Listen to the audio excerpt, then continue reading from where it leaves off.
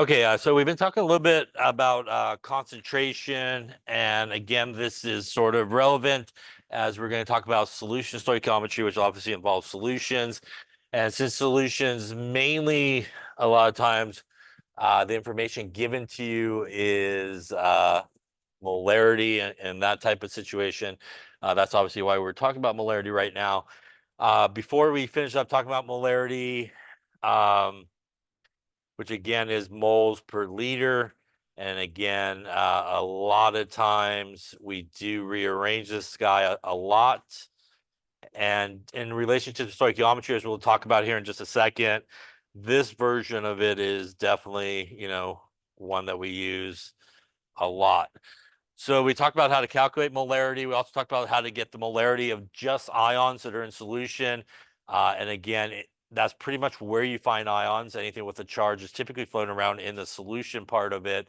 Um, the next sort of thing we want to talk about in terms of solution is obviously this is one way that you can prepare a solution. And speaking of that, you will be doing that on Monday with the next lab. You'll be making several solutions using this device right here. This is what is known as a volumetric flask. Volumetric means expensive, also means it has only usually one line. So for example, here on this particular flask, that line right there is the actual volume. So if this was, say, 100 milliliters, usually with volumetric, you go to 2 decimal places when you record volumes. That line up there would represent 100 milliliters. So if you're going to make a solution from a solid, although they kind of just dump the solid into the flask here in this particular picture, a lot of times what you want to do is maybe pre-dissolve it in a little bit of water, make it a little bit easier to kind of get through the funnel. I will say that because on Monday, if you don't maybe pre-dissolve, you might find yourself stuck in the funnel of all the solid, maybe not going through and stuff like that. So a lot of times you might want to kind of pre-dissolve it a little bit. You add a little bit of water, and you obviously can mix it up to get it to dissolve. The key with using volumetric flasks like these is you really do not want to get water up into the neck of the flask until you have basically got all your solid dissolved. And the reason for that is there's really not enough room once you get in that neck of the glass to get it to really mix really well. So you kind of want to add some water, get it mixed, and you will probably see you might need to add a little bit more water, a little bit more water. And then hopefully by the time you get to kind of the topish, where the neck kind of comes in, most of all your solids should be pretty much dissolved. You want to carefully fill this up with water.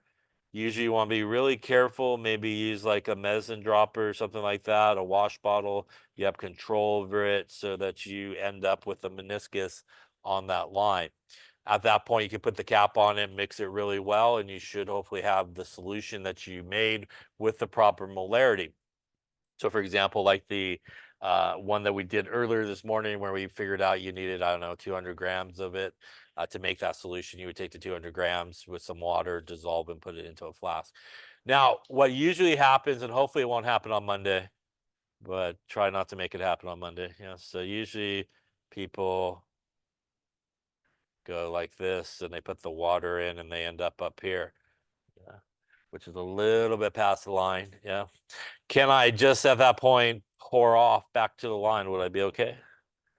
I would not be okay because all my solid is already dissolved, right? So when you pour off that liquid to get back to the line, you just lost some of your solid or your solute, and your concentration will not be the same, right? Or be correct in that particular case.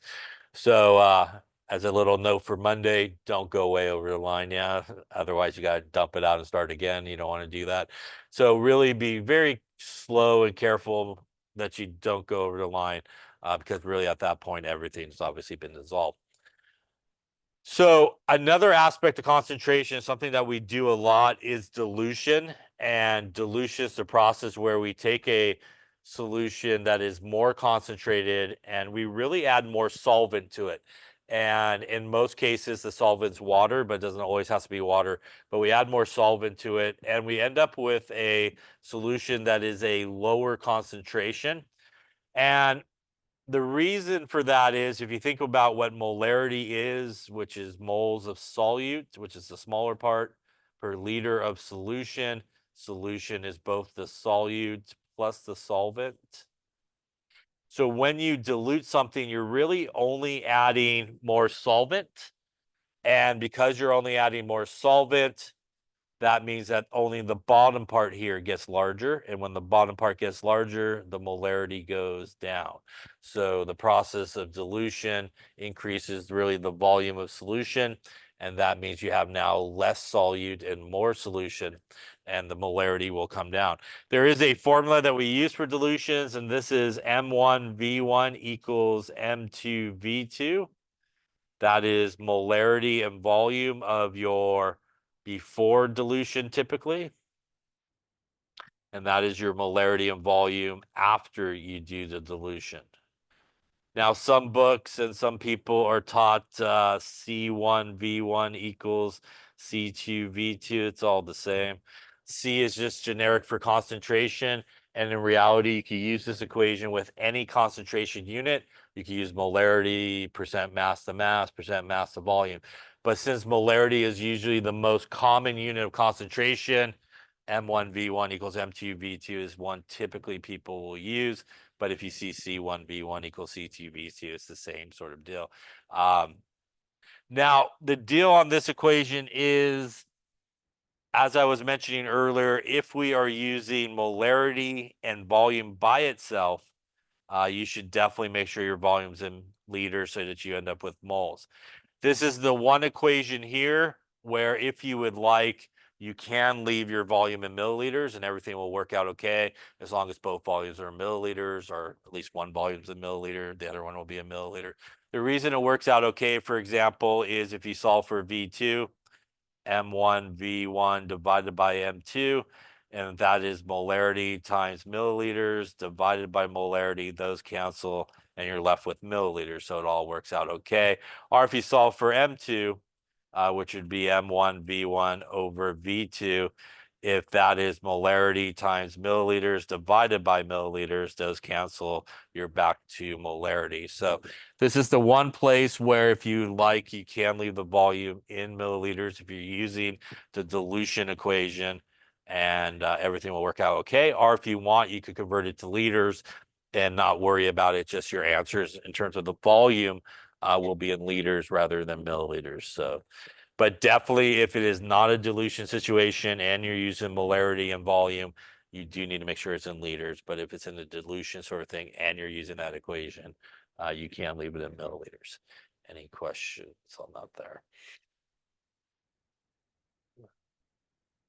All right, so why don't you take a moment here and calculate how would you prepare 60 milliliters of a 0.2. Okay, so let's take a look. So basically what we got going on here is we have a bottle of 4 molar nitric acid. And we want to take some from there basically and make a new bottle, if you will, that has a volume of 60 milliliters and has a molarity of 0.2 molar. And again, this is going to be still nitric acid. So it's nitric acid and nitric acid, which means we're just doing a dilution here. So what we really want to figure out here is if we think about sort of what we are given, that is basically M1. That is M2 and that is V2. We do not have V1, right? And that V1 would be how much of the more concentrated solution we need to take out to make this new solution. So we can use our dilution equation here, M1 V1 equals M2 V2. We're going to solve for V1, so we're going to divide M1 to the other side. And in this case, once again, I'm just going to leave it in milliliters. And all that means is when it's said and done, my answer will be in milliliters. So if you want to convert it to liters, it just means your answer will be in liters when you're done. And we're going to divide it here. Here, the molarities will cancel and it will leave me milliliters. So we will end up with 0.2 times 60 divided by 4, looks like 3 milliliters of nitric acid, right?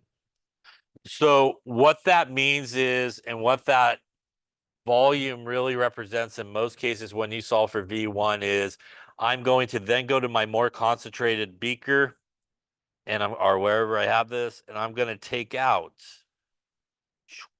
3 milliliters of that solution, and it's going to go in there, basically, is what we're doing.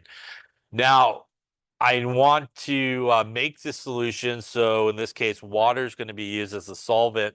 Do I put 60 milliliters of water into there with it? I do not, because if I do, right, 60 and 3 is 63 milliliters, which means my molarity will no longer be the correct molarity. So a very common question in dilution problems is not necessarily how much of the more concentrated you need, but how much, say, water you need. And you typically can find the volume of water by taking V2 minus V1. So V2 is 60 milliliters, which is our final volume. We already put in there V1, which is 3 milliliters. So that is 57 milliliters there of water is going to be necessary. So we would add in there 57 milliliters of water, which would give us a grand total of 60 milliliters total. We would mix this thing up really well. And at that point, we would be sitting with 60 milliliters of a 0.2 molar solution. Any questions on that there? All right, so let's try another one here. What volume of water is needed to prepare 500 milliliters of a 0.25 molar calcium nitrate solution from 5 molar calcium nitrate solution?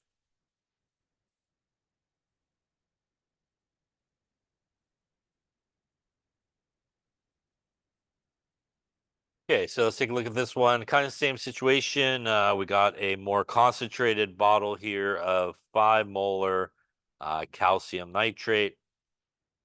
We're going to make a new sort of bottle, I guess, or solution that is 500 milliliters and also has a concentration of 0.25 molar. Once again, that's going to be our ending result here. So V2 and M2. That's going to be our M1. And once again here, V1, we don't have of how much of the more concentrated solution we need. So we'll use our equation here, M1 V1 equals M2 V2. We're going to again solve for V1.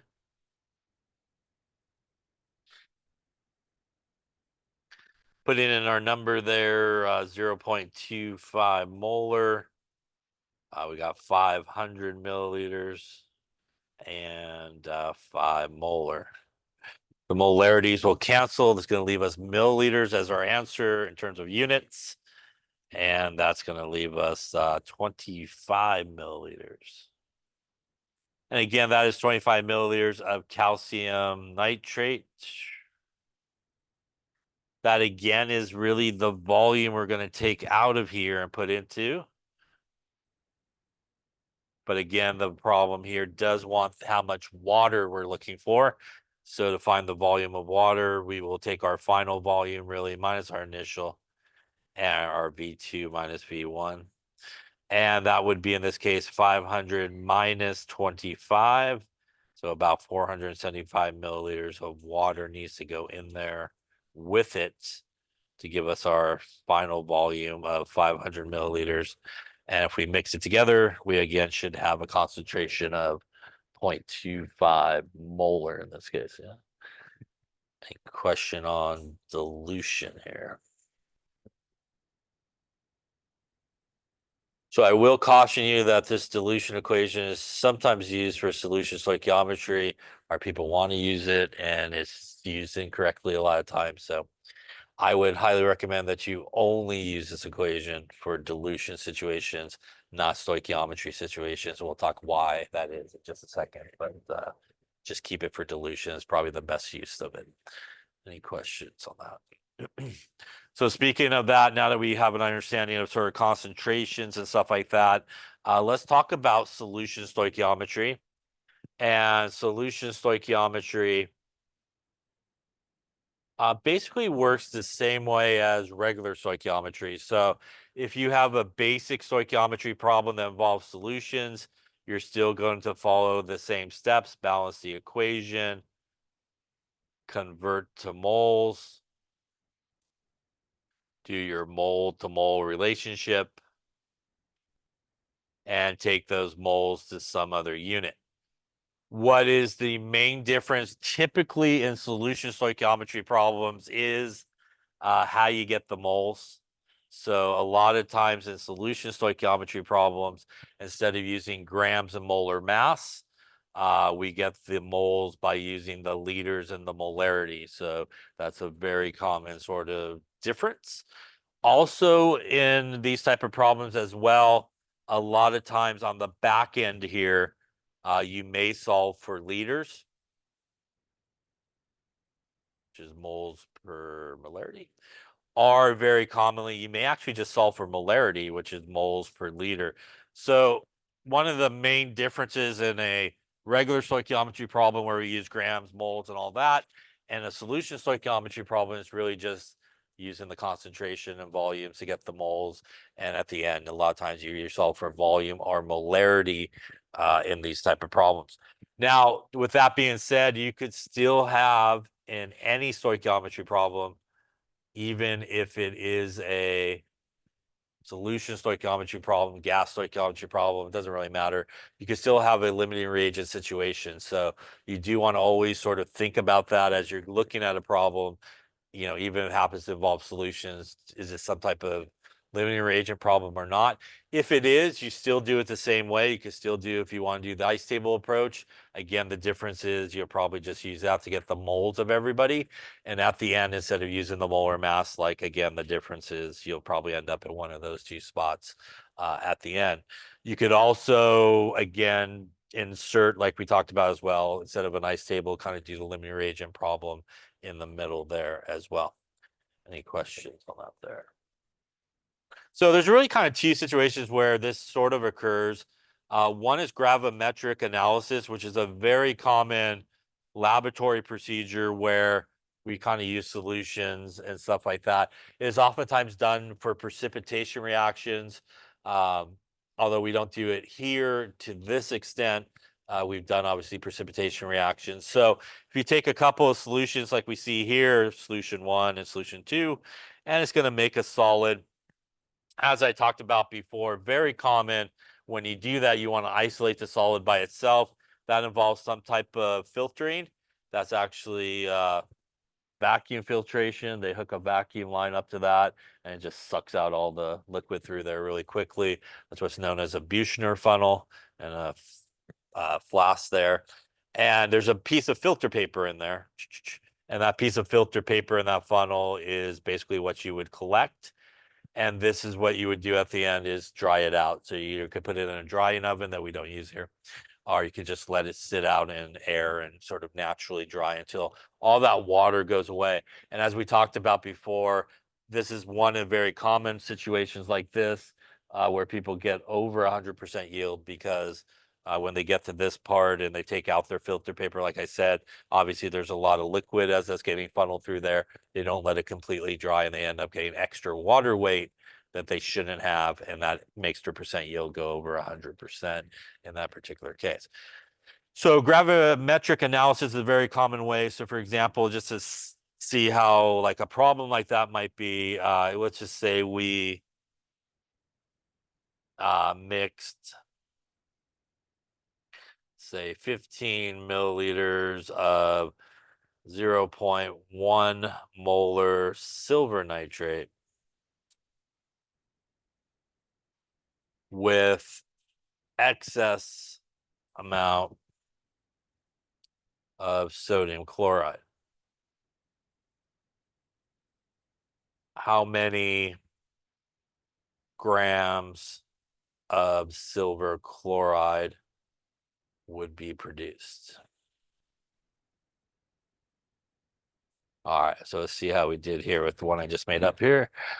So if we were going to do this, this is obviously a stoichiometry problem. So as we know, we do want to make sure that we get the equation down first. So in this case, we're going to take some silver nitrate, which we know from our solubility rules will be aqueous because it has nitrate in it. We will react it with our sodium chloride, which will also be soluble because of the sodium. And again, we should be able to predict this, as we talked about a number of times this week, Those are two ionic compounds, which means they are going to switch partners. And that's going to give us our sodium nitrate, which will also be soluble, and our silver chloride, which will be insoluble, as silver is one of the exceptions for chloride in terms of a solubility rules. First off, any questions on how we got that equation?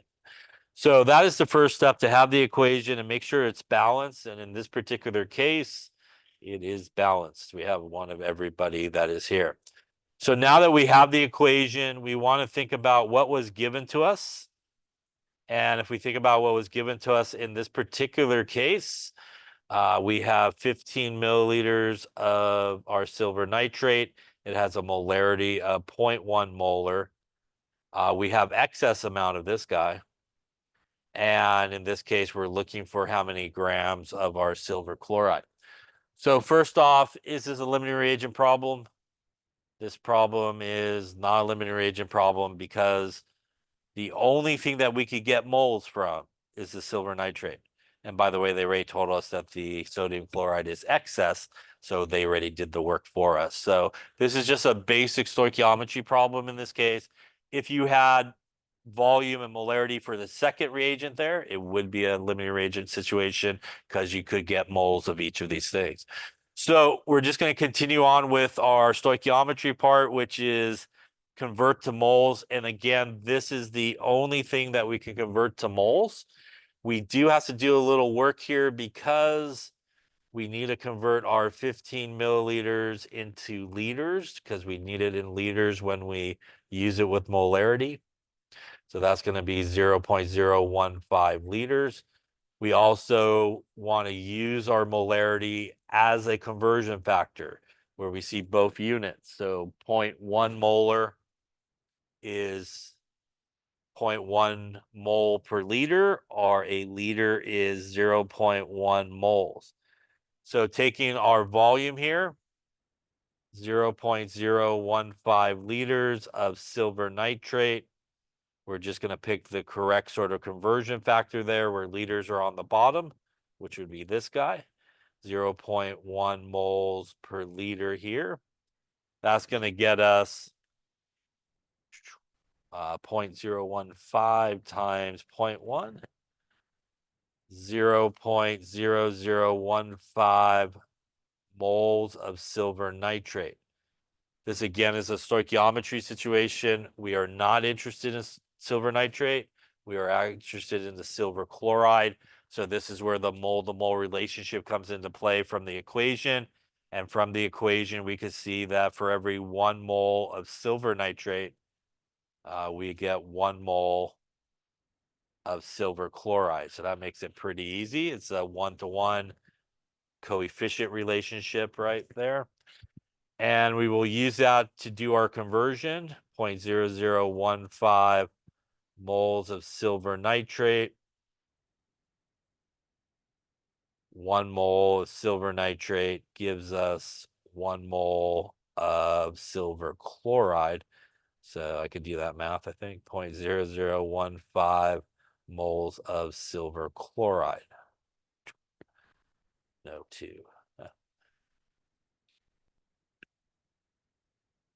Now, we are not interested in moles, right? We are interested in grams. So we do need to do the fourth step, which is we do need the molar mass of silver chloride in this case. And that's 107.9 for our silver. And 35.45 for our chloride. Going to give us a molar mass here for silver chloride of 143.4. So we will use that as a conversion factor to figure out how many grams we would produce. We want the grams up on top, so we end up with it. Moles will cancel. And that's going to get us here a whopping 0.215 grams of silver chloride. Why do I want to keep on putting a 2 there? Silver chloride would be produced in this case. No 2 out there. So as you can hopefully see in this particular case, it is really the same four steps for our normal stoichiometry problem. Difference is again how we got moles, but in this particular problem, we actually did end up like normal, kind of using molar mass at the end. We could have, if we needed to, go into molarity or use molarity at the back end of the calculation as well, but we did not need to in this case. Any questions on that one there? All right, so why don't you try one then? If you mix 25 milliliters of 0.25 molar potassium chloride with 15 milliliters of 0.525 molar lead to nitrate, how many grams of lead to chloride would you produce? Lead is 207.2. Cl is 3545. All right, so take a few moments there, work it out, go through the stoichiometry steps, a little solution action happening here.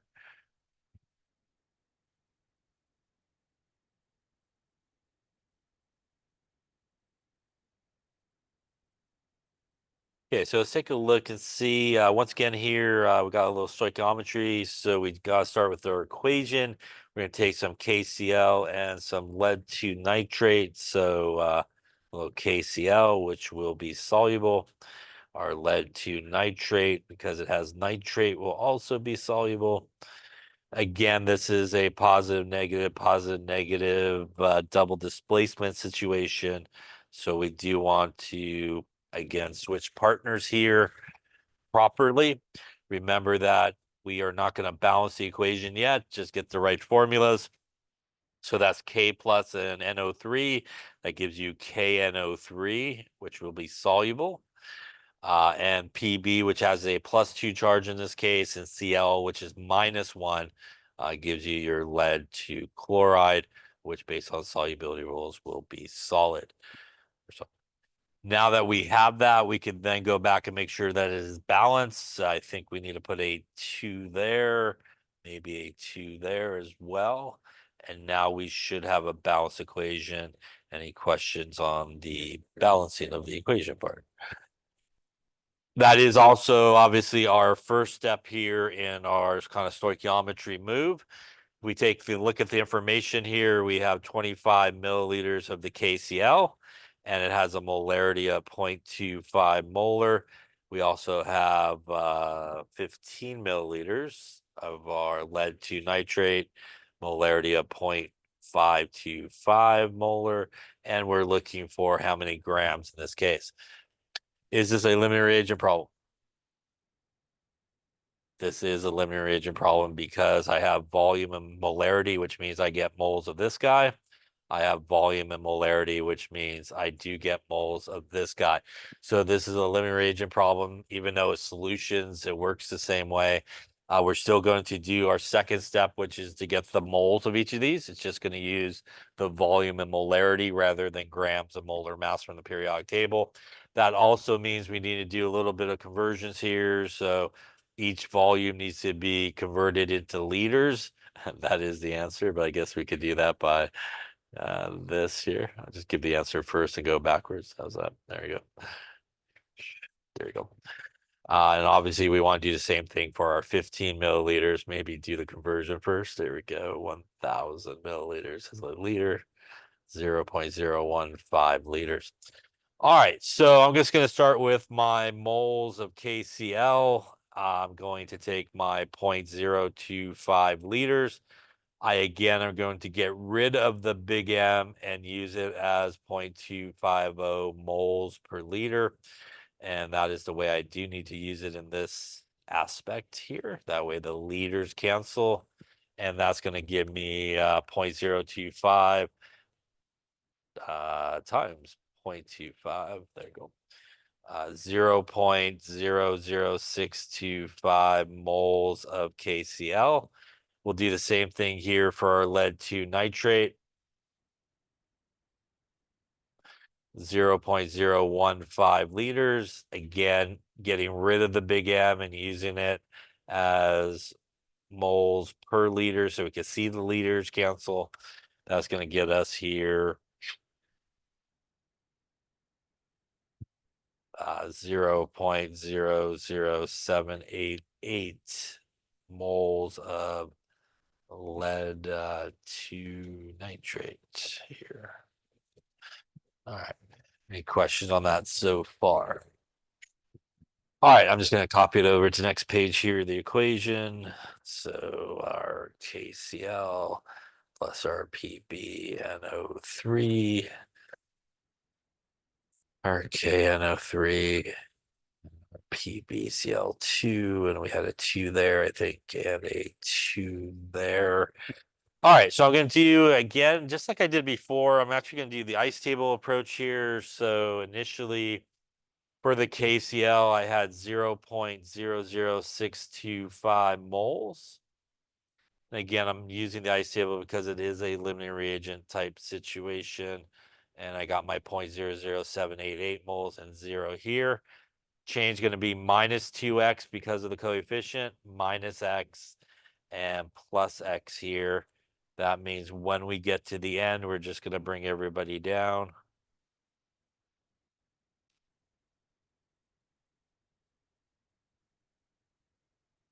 Are going to set these guys now equal to 0 to solve for our x value. So one x value is 0.00788 moles. The second x value, we're basically just going to divide that by 2, 0.00625 divided by 2. Going to get us a 0.0031. We'll call it 3 moles in this case. As we can see, we are looking for the smallest, which is that guy in this case. That means it is the KCl is our limiting reagent, and our excess reagent is the lead to nitrate. Any questions on that? By the way, just a side note on that, though, we did have a lot more volume of the KCl, but it was still the limiting reagent. So you do need to do the calculation. In this case, we are interested. I guess I skipped this guy too, but this would be plus X as well. We are interested in this guy. And in this case, we can see that the moles of PbCl2 equals X. And in this case, that means that we have 0.00313 moles of PbCl2 to get us to our grams. We're going to use the molar mass from the periodic table there, 207.2 for the lead and 235.45s. Going to give us a 278.1 grams per mole as our molar mass. The moles will cancel. And in this case, if we mix all this together, we would expect somewhere in the ballpark 0.87 grams of PbCl2. That would also be our theoretical yield, right, in this particular case, if we needed that. Any questions on that there? So again, as you can hopefully see, yes. Yeah. So, yep. So if you want to do it the other way, what you would do is you would take your moles of each of those guys. So we had, in terms of starting, 0.00625 moles of KCl. And I think we had 0.00788 moles of our PbNO3, right? So in this other way, instead of the ice table, you basically could choose either one. So what I'm going to try to figure out is how much we'll go with the lead to nitrate is needed to use up all the KCl. So what I'm going to do is take my 0.00625 moles of KCl. I'm just going to do the mole-to-mole relationship between these two, which is a 2-to-1 relationship. So 2 moles of KCl to 1 mole of the PbNO3. That will tell me that I need 0.00625 divided by 2. I need 0.003, what we got there, 13 moles of PbNO3 2 is needed So at this point, what I would do is compare that to how much of that I have to start with. And I need 0.003 moles. I have 0.007 moles. I have enough. And again, because of that, that tells me, once again, that's the excess reagent. This would be the limiting reagent. At this point, if you were going to do it with this approach, you need to then come back and start with the starting amount of your limiting reagent. And you would go 0.00625 moles of KCl. You would now do the mole-to-mole relationship between KCl and our product, which is 2 moles of KCl, 1 mole of PbCl2. I'm just going to combo it since I have the molar mass there as well. You then could go to the molar mass, which will cancel out the moles, and leave us with grams. And that should get you, hopefully, to our same answer there. 0.869 with rounding, a little bit different, but pretty much the same answer there as what we had before. Yeah. So that's the alternative. Yeah. Yeah.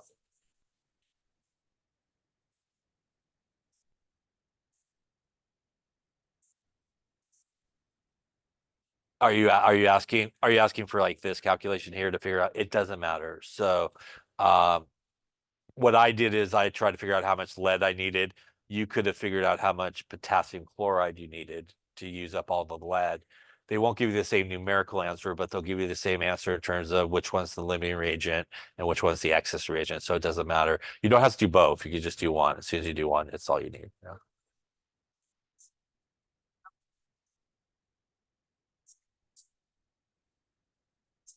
I would probably I would take it out to a few digits, so hopefully you won't run into that problem too often. Again, that's why you don't really want to round too much probably on this, take it to a few digits.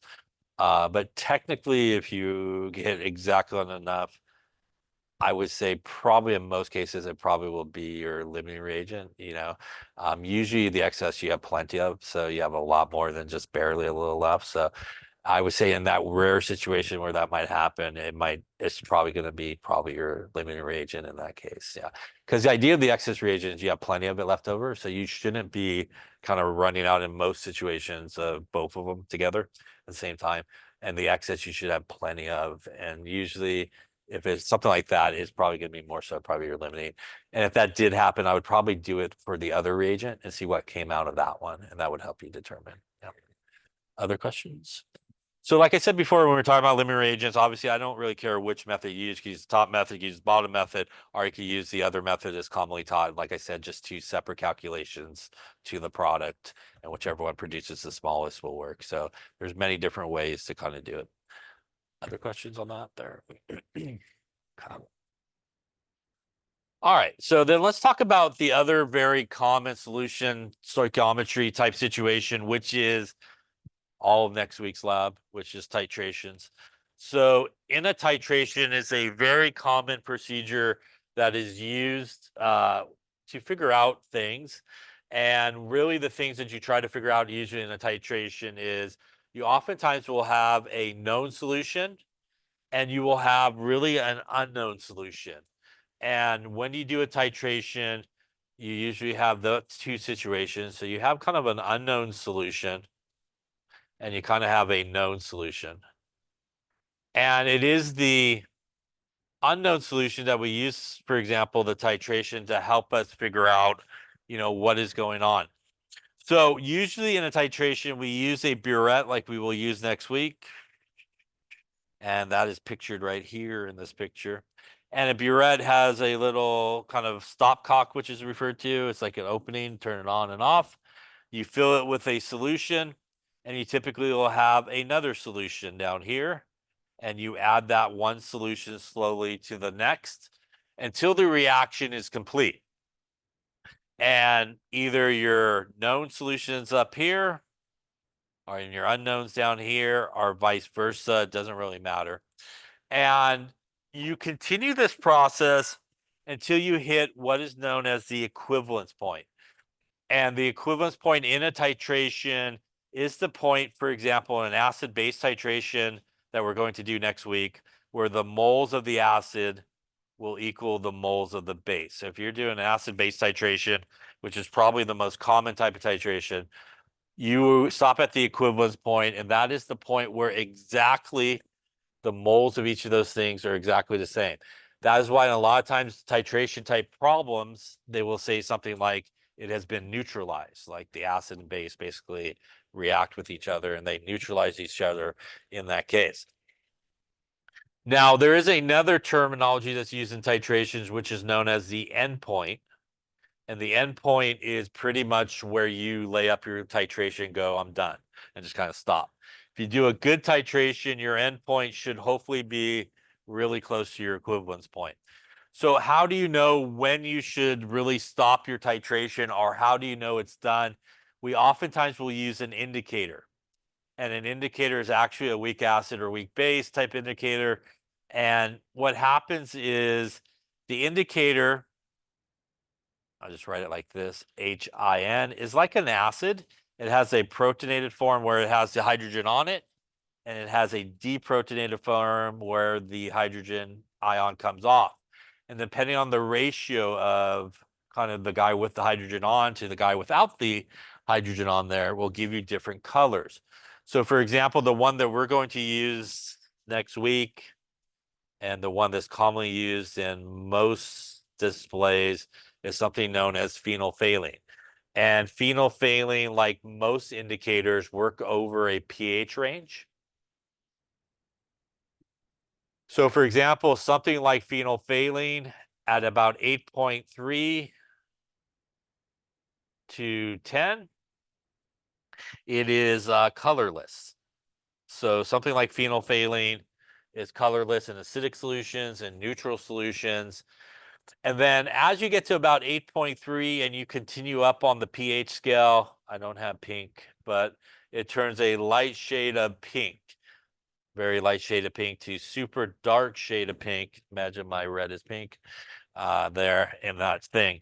This, by the way, is phenolphthalein. That is like one of the colors it turns right there. It's kind of that pinkish type color.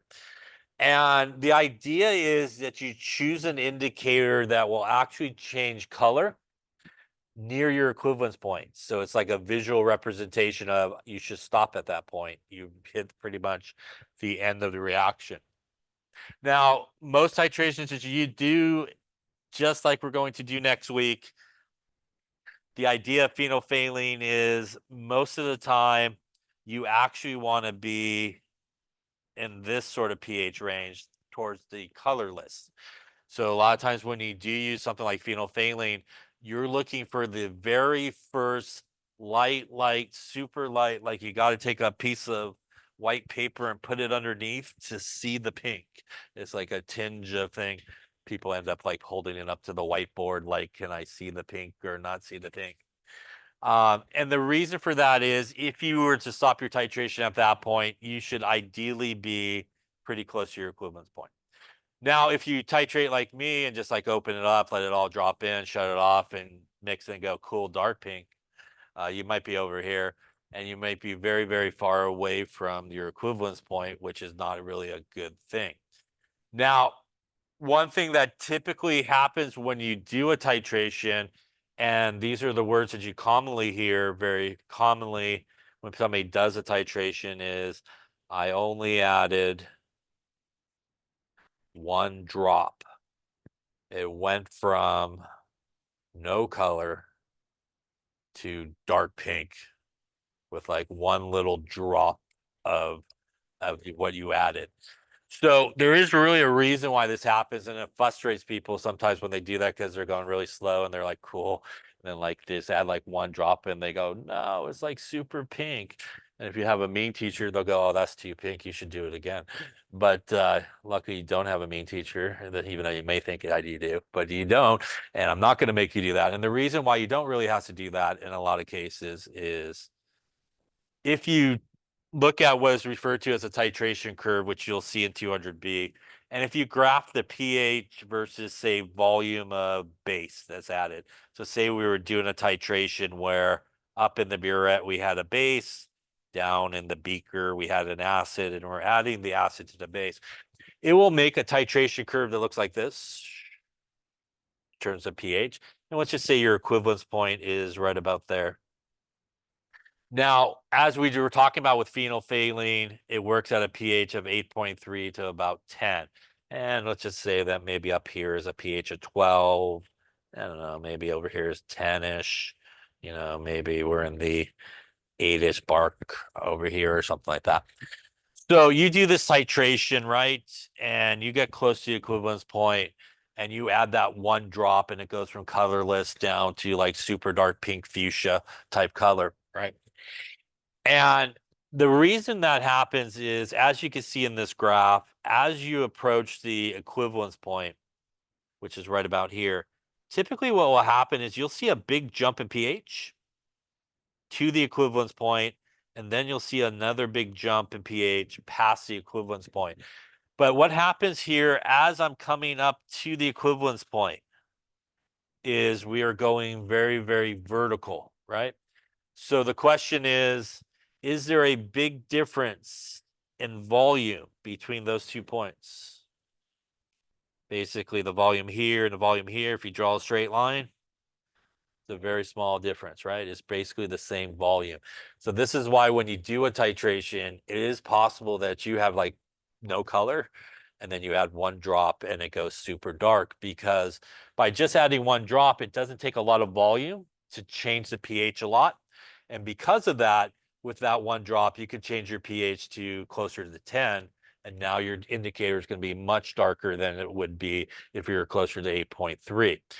The reason why it's not a really crucial deal is if you are careful while you're doing your titrations and you missed it by a drop, you would be up here and the equivalence point would be here, but there'll basically be the same volume. And for your calculations, volume is pretty much all you need. So it'll be pretty much the same volume. So it's not a really big deal. You don't have to like restart or something like that.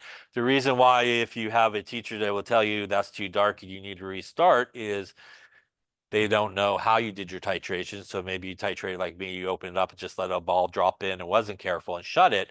You could also get the same dark color being way over here, right? That will be the same dark pink, which means, am I close to the equivalence point volume? I'm way off of it. Yeah. And that's why sometimes teachers will tell you, no, it's too dark. You need to kind of do it again because they don't know how you did it. But if you're really, really careful and you're doing your titration, regardless of what the color looks like, even if it's a little darker pink, it really doesn't make too big of a difference. What's really more important when you do a titration is every time you do a titration, the same type of titration, your volumes are similar. So the amount of like base that you added each time you do a titration is really, really important in terms of doing a good job in terms of the titration. So somebody will say it next week, but that's really the reason, because as you approach your equivalence point, you're just going vertical. pH changes a lot, which makes your indicator color change a lot, but the actual volume doesn't change a lot. So, one drop could do it. There is keys when you do a titration that you can actually sort of know when you're getting close to the equivalence point. So for example, what will happen is as you start your titration, you will see the pink color come. And then if you shake it, the pink color will go away. And then it'll come, you shake it, it'll go away. And it'll come, you'll shake it, it'll go away. It'll stay longer and longer every time you get closer to the equivalence point. So that pink color will kind of stay longer and longer. You'll shake it, take a little bit more shaking for it to go away. And then you'll know you're getting really, really close to the equivalence point. So a pro tip there for next week is, if you feel you're getting really close to the equivalence point and you're worried that like one or two drops going to make it go really, really dark pink, you could do what is commonly referred to as adding a half a drop. And what you do with that is you let like a drop form on your burette, and you could take your wash bottle and just wash it in with some deionized water. Kind of dilutes it down. It doesn't give it like a full strength drop of it, and that will allow you maybe not to get like the super dark color with one drop and stuff like that. So you can kind of wash it in with your wash bottle, and that's sometimes a very good thing to do. Any questions on that there? All right, so this is again a very common sort of procedure that we use for solution stoichiometry problems. So we've talked about titrations, which again is really solution stoichiometry type problems. The wording sometimes in titration problems is different. Sometimes they will say the word titration in it. As I mentioned before, very common titrations are acid-base titrations. So that's kind of like acid-base neutralization reactions. So a lot of times in words, they will say something like it is neutralized this acid or is needed to neutralize. So these are all really titration type problems and solution stoichiometry problems. This is also the problems where definitely, like I mentioned earlier, you do not want to use the dilution equation here. People are always tempted to use the dilution equation because they do have a lot of times two volumes, two molarities, or something like that. So they want to use it, or at least enough things to use it. What confuses people sometimes as well is they will search online, and sometimes people will call this, like I said earlier, the titration equation. And it is true you can use it in a titration problem, but you can only use it in a very specific type of titration problem, a problem where is a one-to-one relationship between the acid and the base. And in a lot of cases, it may not be a one-to-one relationship, which means if you use it, you will get the wrong answer. So for us, you should never use it, and you will not get full credit if you use it on a titration problem. So only use it for dilution problems. So for titration problems, you need to show the equation, the balancing, all the kind of setup and all that type of stuff. So just keep that in mind. You'll get lucky in some problems because it will work because it's a one-to-one relationship, but if it's not, it definitely will not work. All right, so let's take a look at one here. We want to know what is the molarity of a 25.5 milliliter HCl solution. If it took 45.5 milliliters of a 0.25 molar sodium hydroxide solution to reach the equivalence point in a titration.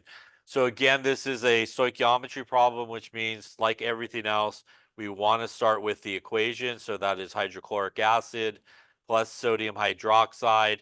You again should recognize this as a positive, negative, or this is an acid-base reaction. And the other thing that you should remember is in an acid-base reaction, we make a salt and water, like we talked about when we were doing double displacement reactions. The water, once again, comes from the H and the OH. We'll make our water. And the salt part will come from the other two guys, which is a sodium ion and a chloride ion, which will make sodium chloride. So that is our water, and that is our salt, which is typically made when we have this reaction of our acid and base. Let's get it.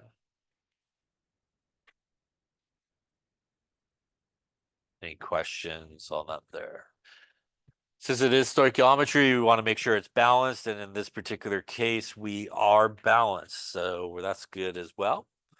Now we want to think about the information given to us. We're looking for the molarity of the HCl. So we're looking for the molarity. And we do have the volume here, 25.5 milliliters. For the sodium hydroxide, we have the molarity of 0.25 molar. And we have 45.5 milliliters in this case. This is definitely not a limiting reagent situation, as this is the only thing that we could get moles from, and we're actually looking for what's happening with the other reactant. So this is just a basic stoichiometry problem because of it. When we think about the molarity of the HCl, that is moles per liter. We basically have the liters part. We just got to convert it into liters. The stoichiometry part is going to give us the moles part of it. So that's what we're going to do, the stoichiometry part of it. So we're going to start with our base, which is the only thing that we can get into moles. We want to convert our volume into liters. So divide by 1,000 or move the decimal place 3 places to the left. We're going to use our molarity with both units. So 0.25 moles per liter of sodium hydroxide. The liters of sodium hydroxide will cancel at this point. This is basically the second step in our stoichiometry move.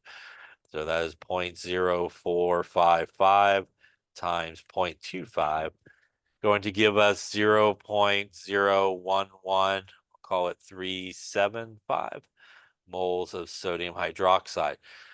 Remember that that is the moles of sodium hydroxide, but we actually want the moles of HCl. So this is where our stoichiometry comes into play. It is a 1-to-1 relationship, and you do need to show it as part of your work here. So 1 mole of sodium hydroxide gives me 1 mole of HCl. That is the stoichiometry part, or kind of step 3 in our stoichiometry move. And that's going to get us here 0.011375 moles of HCl. Any questions on that so far? That is actually the top part of what we need to calculate the molarity. So kind of like step 4 in this case, instead of using molar mass, we're going to actually go into the molarity equation. We're going to take the moles we just calculated. We're going to divide it by our volume, which does need to be converted to liters. So again, divide by 1,000. We'll move it over to this. And that will end up at 0.02555 there. That will give us a concentration of 0.446 moles per liter of HCl, or 0.446 big M HCl, again, whichever way you want to give it. As you can see, this is a titration problem, but it really is just a stoichiometry problem. And again, the difference is how we get the moles. And here at the end, instead of using molar mass, we are using our molarity again here at the end. Any questions on that? This is also a very common sort of thing that you try to figure out the molarity of an unknown solution through the use of titration. You will do that in part 1, part 3 maybe as well. So you'll do that in a couple of parts of the experiment next week. Any question on any of those steps there? All right, so why don't you try one here then and see. What volume of sodium hydroxide is required to titrate 25 milliliters of 4.5 molar sulfuric acid? We'll do the volume in milliliters. How's that?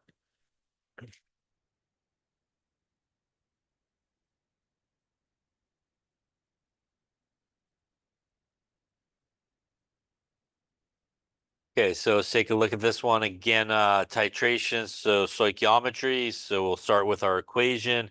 We have sulfuric acid, which obviously is an acid, reacting with sodium hydroxide, which is a base. Once again, we should have our double displacement. We should have our water being formed as these guys come here. And these guys should come together here again properly as Na2SO4, as sodium has a +1 charge and sulfate has a -1 charge. We do need to make sure that our equation is balanced. In this case, it is not. So it looks like a 2 there and perhaps a 2 there as well will balance it up. Now we have really our equation that's balanced for our stoichiometry. In this case, we're looking for the volume of sodium hydroxide. We do have the molarity, 1.42 molar given to us. For the sulfuric acid, we have 25 milliliters, and we do have the molarity given to us. So again, in this case, it is not a limiting reagent situation, as this is the only thing that we could get moles from. Here, we're actually solving for something. So for our sodium hydroxide, we are looking at molarity, which is moles per liter. In this particular case, we do have the molarity given to us. This is what we're looking to find. So we are going to use stoichiometry here to figure out the moles of sodium hydroxide so that we can figure out the volume ultimately. So we're going to start with our sulfuric acid. We're going to convert our volume into liters by dividing by 1,000. Going to give us 0.025 liters. Once again, we're going to get rid of the big M and use it as a mole per liter sort of situation. So 4.5 moles per liter of our H2SO4. Again, the liters will cancel out here. And we will end up with 0.025 times 4.5 gets us 0.1125 moles of sulfuric acid. That's again equivalent to kind of like our second step in stoichiometry, converting to moles. Now we're ready to do the stoichiometry part. So that is a mole to mole relationship between these two guys. And we can see from the equation that for every 1 mole of sulfuric acid, I get me 2 moles of sodium hydroxide. The moles of sulfuric acid will cancel, and that will get me, in this case, 0.225 moles of sodium hydroxide. That again is the sort of missing piece that I need over here. I now can solve for liters, which would be moles divided by molarity. And using the moles that I just calculated, 0.225 moles of sodium hydroxide. Once again, I'm going to use the molarity as a conversion factor. And I'm going to get rid of the big M and use it like that. Or again, I can flip it on its head there, I guess. 1.42 moles and use it backwards. In this particular case, I actually need to use it backwards like this.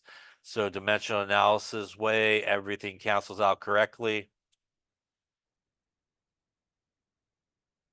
The moles will cancel, and that will get us here.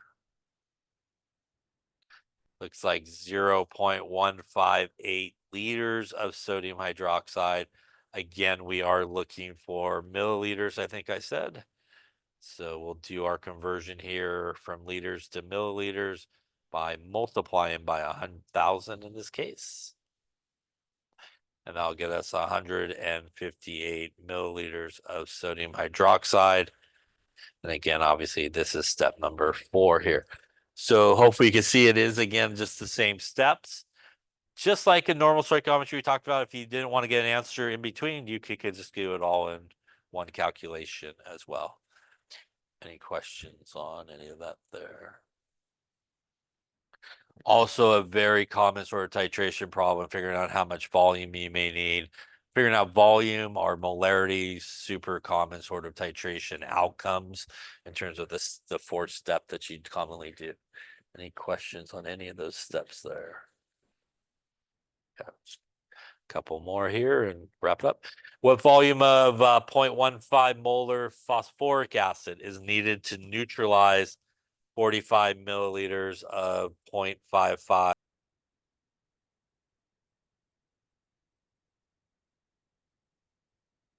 Okay, so let's take a look and see how we're doing here. So again, we're taking a 0.15 molar phosphoric acid, and we're going to neutralize it with 45 milliliters of 0.55 molar potassium hydroxide. Again, that's like I was saying earlier, it's really a titration sort of situation happening here, and neutralization or neutralizer sometimes used in these type problems.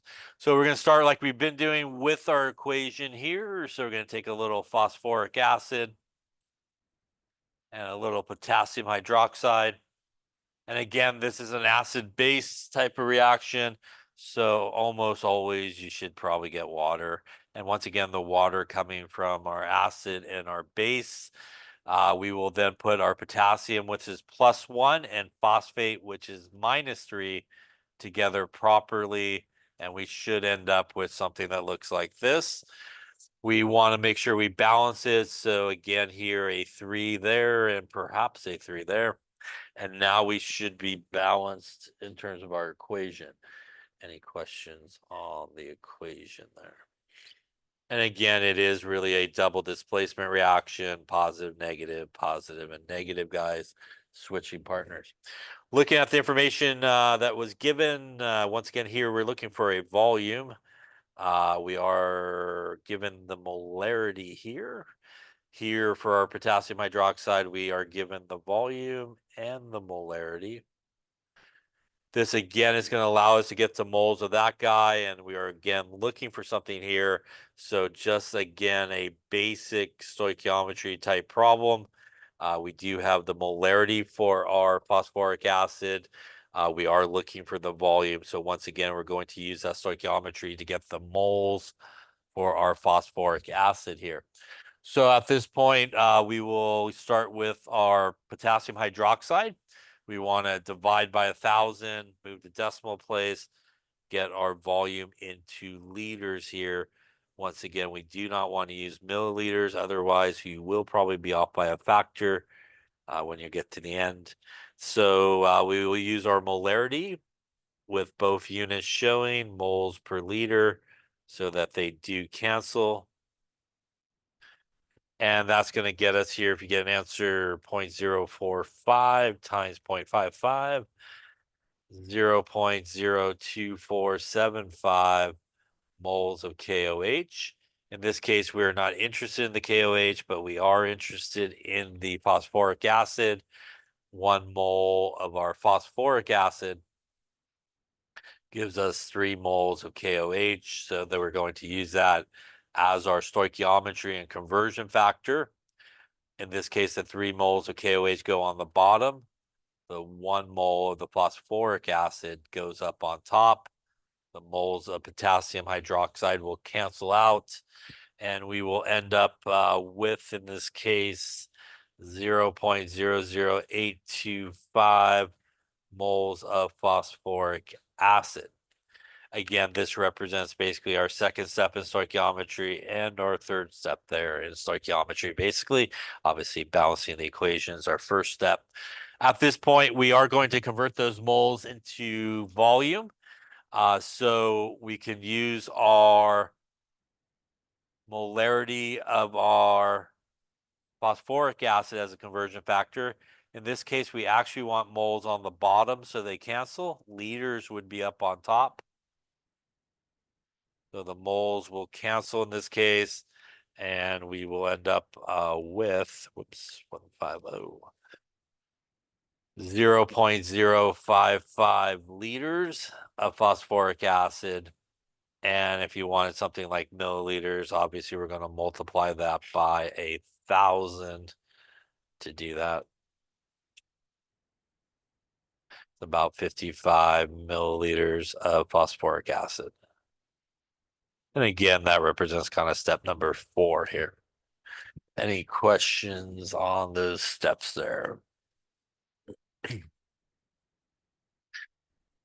Again, if you were to roll with that M1V1 equals M2V2, you would be off because, again, the mole-to-mole relationship in these problems here have not been a 1-to-1, right? So do not use it for stoichiometry problems.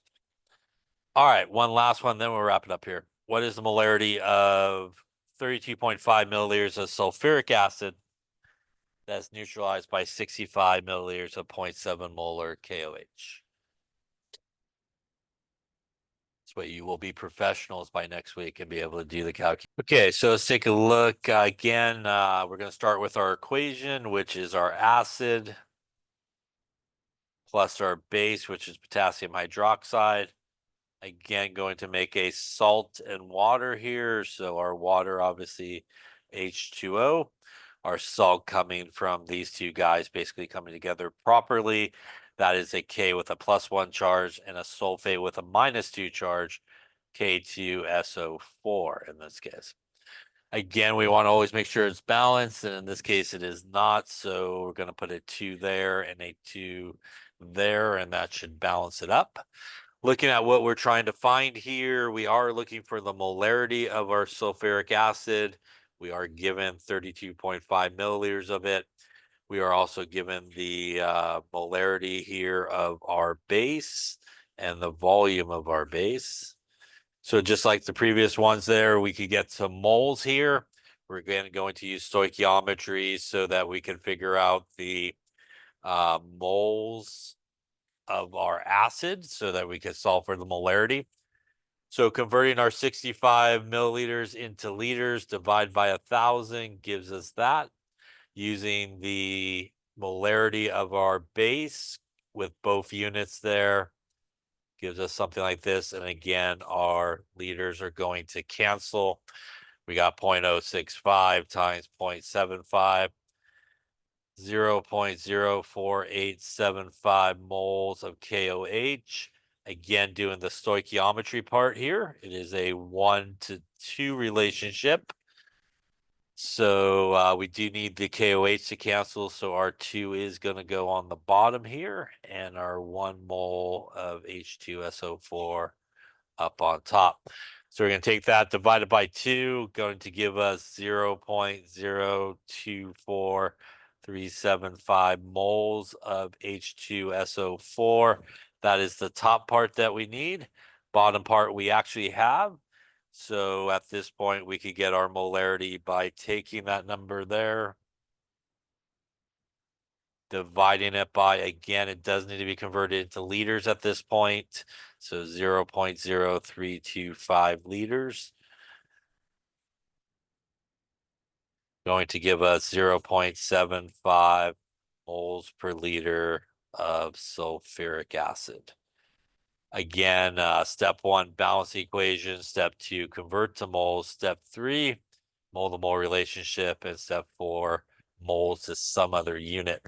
Any questions on any of that there?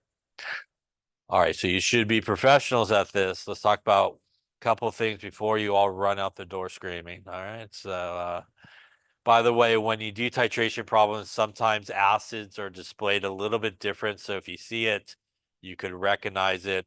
Acids, as we know, are something that can produce H plus. There are certain acids that are monoprotic, protic meaning proton, and that is sometimes generically given as just HA. And that represents basically a monoprotic acid like HCl, HBr. That breaks apart into one H plus and an A with a -1 charge. There's also acids which are diprotic. They have 2 hydrogens to give. And that would give us 2 H pluses. The difference here, though, is to balance out the charge, this A has a -2 charge. And that's a diprotic acid like sulfuric acid, H2SO4. And there's also triprotic acids that has a generic formula, H3A, that has 3 hydrogens that come off and has a charge of -3, and that is like phosphoric acid. So like an example of this would be HCl, sulfuric acid would be an example of this guy, and phosphoric acid would be an example of that guy.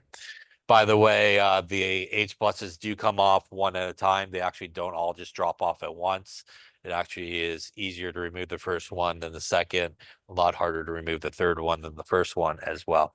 So you'll sometimes see these formulas, and I think even on the study assignment, you might see these formulas, or if they don't give you like a actual acid name or formula, you could use one of these formulas as the sort of formula for your acid and stuff like that. Any questions on that there? Okay, so a couple other things here.